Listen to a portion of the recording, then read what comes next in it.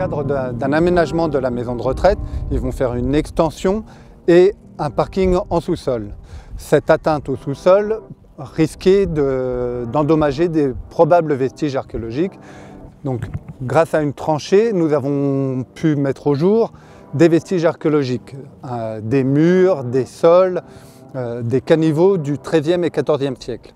Ces vestiges ont donc engagé, un peu plus tard, une fouille archéologique. Nous avons donc pu mettre au jour des vestiges de l'époque carolingienne que l'on daterait aux environs de l'an 1000. Tout ça sera affiné par les différents spécialistes. Le patrimoine et les vestiges sont sauvegardés scientifiquement, par de la photographie, par des dessins, par un enregistrement et des prises de notes.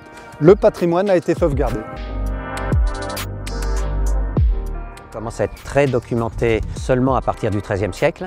Avant, là, on est dans des périodes où on sait très peu de choses. On connaît beaucoup mieux la vie intellectuelle, la rédaction des manuscrits, la liturgie. Mais la vie matérielle, on a très peu de choses et c'est l'archéologie qui va nous apporter tous les éléments et permettre de comparer avec ce qu'on sait par ailleurs sur d'autres monastères.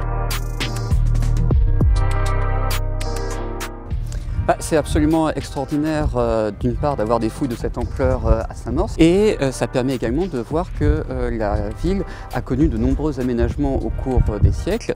Ça permet de voir que notre ville est vivante et n'est absolument pas figée. C'est vraiment très important, je pense, que les Saint-Mauriens s'approprient cette histoire, ce chantier de fouilles, parce que c'est notre histoire commune qui est en train de se réécrire sous nos yeux, puisque les découvertes sont absolument majeures et on ignorait absolument tout de cela. On est donc dans le vieux Saint-Maur et il y a 1000 ans, très probablement à cet endroit-là, juste derrière moi, coulait la Marne.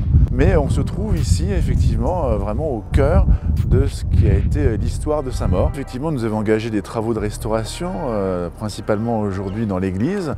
Et puis à chaque fois, comme certains diraient, on creuse, mais on trouve nous. Et on trouve des choses qui sont fascinantes. Et je conseille à tous les Saint-Mauriens, s'ils ont le temps, ou s'ils peuvent, dans ces périodes un peu compliquées, s'ils circulent autour de ce chantier, n'hésitez pas à interroger ceux qui sont sur le chantier. Vous verrez, ils ont des choses extraordinaires à vous enseigner, à vous dire. Et puis, vous pouvez aussi retourner vers la suite de l'histoire du vieux Saint-Maur, qui aura aussi cette mémoire et cette volonté de transmettre une histoire qui est absolument émouvante et fascinante.